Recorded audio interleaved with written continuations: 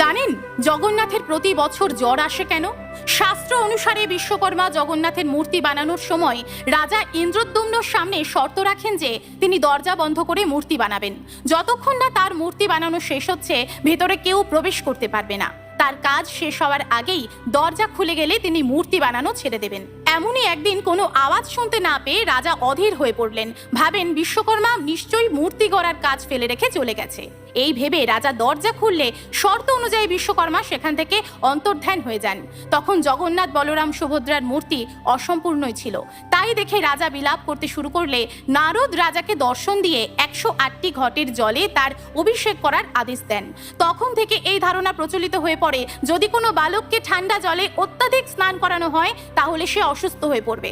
তাই স্নানযাত্রা থেকে 15 দিন পর্যন্ত জ্বরের জন্য জগন্নাথকে মন্দিরে বন্ধ করে রাখা হয়। তিনি থাকেন একান্তে। জয় জগন্নাথ।